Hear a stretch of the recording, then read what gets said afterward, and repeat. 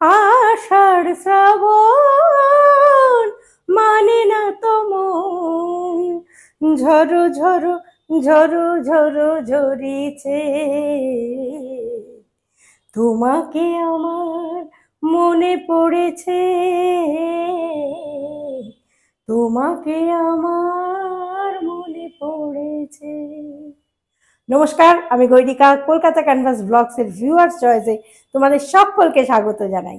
আজকে যিনি রেসিপি পাঠিয়েছেন তিনি মসলন্দপুর থেকে পাঠিয়েছেন সুতপা বন্দ্যোপাধ্যায়। সুতপাদি, তোমাকে জানাই কনগ্রাচুলেশনস। আর আজকের রেসিপির নাম আমি অবশ্যই বলবো, খুব মজাদার রেসিপি, কিন্তু তার আগে বলো তো আমাকে কেমন লাগছে আজকে। বলো তো লাগছে কেমন, আগুন আগুন চোখ নেশাতে লাল লাল, বলো তো লাগছে কেমন। একদম আগুন হয়ে যাচ্ছে আজকে আমি। আমার এই শাড়ি স্পন্সর করেছে শান্তিপুর ফুলিয়ার ব্যানার্জি অ্যান্ড কো, শাড়ির বিশ্বস্ত প্রতিষ্ঠান। তোমরা যদি এই ধরনের শাড়ি কিনতে চাও, শাড়িটা নিশ্চয়ই পছন্দ হয়েছে, আর আমার শাড়ি তোমাদের সবসময় পছন্দ হয়, তো তাহলে অবশ্যই যোগাযোগ করো।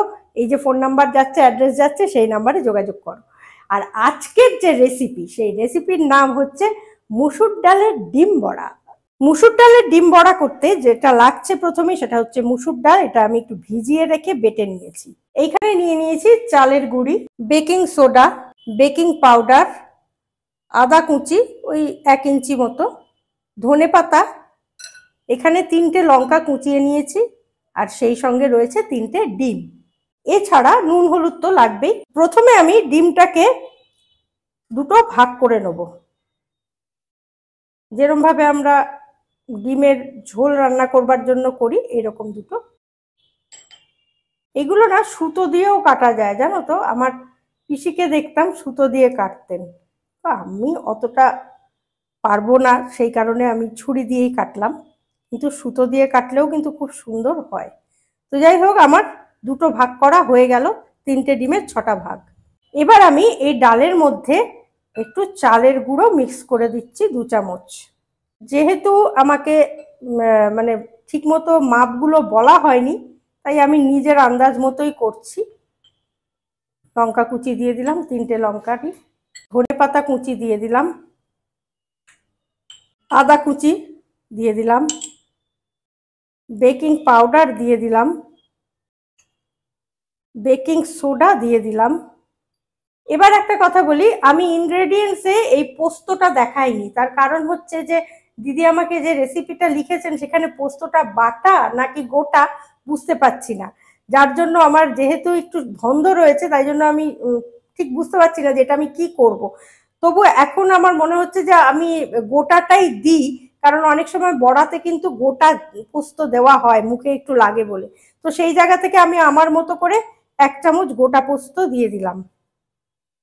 এই ক্ষেত্রে না একটা কথা তোমাদের একটু বলে দিই, যে এই যে ইনগ্রেডিয়েন্টস গুলো তোমরা লিখে দিচ্ছ, অনেকেই খুব ভালো করে লিখে দিচ্ছ, খুব ভালো লাগছে, সেই ক্ষেত্রে আমার অসুবিধে হচ্ছে না।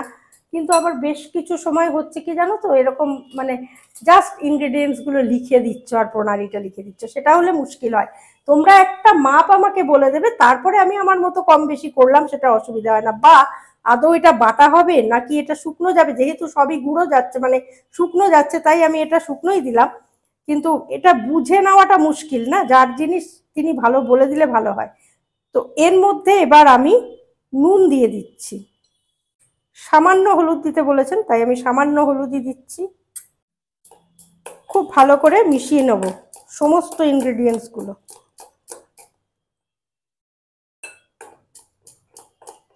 খুব নতুনত্ব লেগেছে রেসিপিটা আমার কাছে, যে আমি কখনো খাইনি।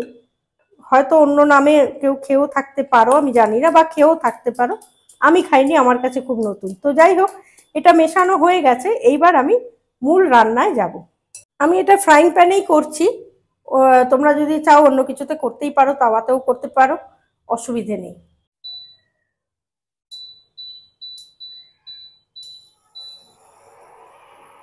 রান্নাটা আমি সর্ষের তেলেই করছি, কারণ তেলটা কি তেল সেটাও দিদি লিখে দেননি। আমি সর্ষের তেলটা পছন্দ করি ভাজা টাজার ক্ষেত্রে, তাই আমি সর্ষের তেলটাতেই করছি রান্না। তেল আমার গরম হয়ে গেছে, এইবার আমি নেক্সট পদ্ধতিতে যাচ্ছি, স্টেপে। এই যে ডিমটা, এইটা আমি এখানে এরমভাবে মিশিয়ে নেবো, এই ব্যাটারটার সঙ্গে চুবিয়ে নিলাম, নিয়ে এইখানে ভাজতে হবে।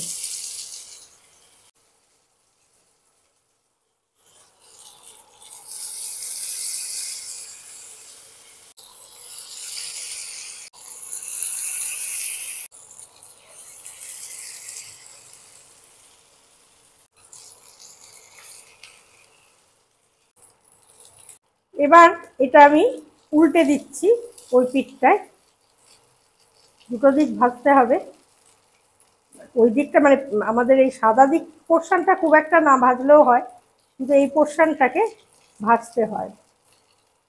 সাধারণত এই পোর্শনটাতেই কিন্তু ব্যাটারটা বেশি থাকে, তো ভাজলে ভালো লাগে। এই রেসিপিটা আমার যতদূর মনে হচ্ছে এটা স্ন্যাক্স হিসেবে ভীষণ ভালো যাবে। বাড়িতে হঠাৎ কোনো লোক চলে আসলো, ব্যাটারটা জাস্ট বানাতে যতটুকু সময় লাগবে, এটা স্ন্যাক্স হিসেবে কিন্তু খাওয়াই যেতে পারে। সুতরাং এই ধরনের রেসিপিগুলো প্রচুর শেয়ার করো, নিজেও করে খাও। অনেকেই তোমরা করে খাচ্ছ এবং আমাকে বলছো, এবং আজকে আমাকে ওই ভাস্বতী দিয়েও দেখলাম কমেন্টে দিয়েছেন যে কালকে যে আমি করেছি তন্দুরি চিকেন পাতুরিটা, সেটাও কিন্তু স্ন্যাক্স হিসেবে খাওয়া যেতেই পারে। আর খাওয়া যেতেই পারে কফি টফি দিয়ে, বেশ ভালোই লাগবে খেতে, খারাপ লাগবে না কিন্তু।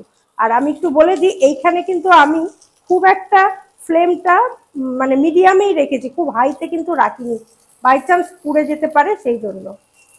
ইন্ডাকশন ওভেনে দেখো 500-তে এটা রাখা হয়েছে। তো আমার কমপ্লিট হয়ে গেছে সুতপা বন্দ্যোপাধ্যায়ের পাঠানো রেসিপি মুসুর ডালের ডিম বড়া। এখানে একটু টমেটো সস নিয়ে নিয়েছি মিশিয়ে খাওয়ার জন্য, আর এখানে একটু ধনেপাতা আমি গার্নিশ করার জন্য জাস্ট ওপরে ওপরে দিয়ে দিচ্ছি। ধনেপাতার গন্ধটাও ভালো লাগবে, এমনি ধনেপাতা গেছেও, সেই সঙ্গে দেখতে সুন্দর লাগবে।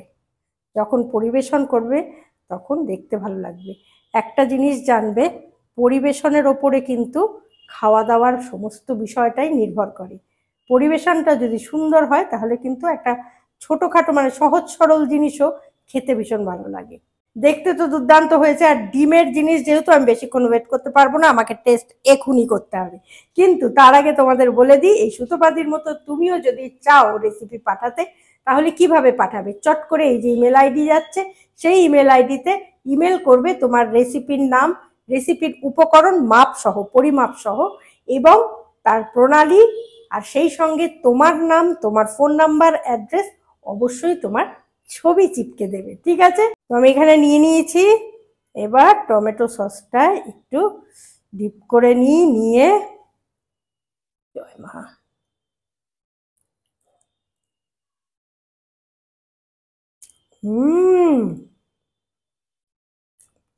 ঠিক আছে বলতো,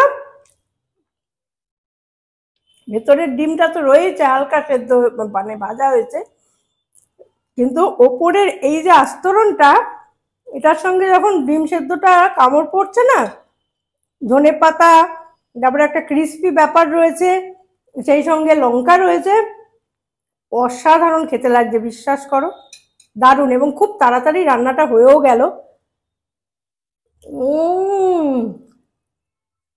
হুম,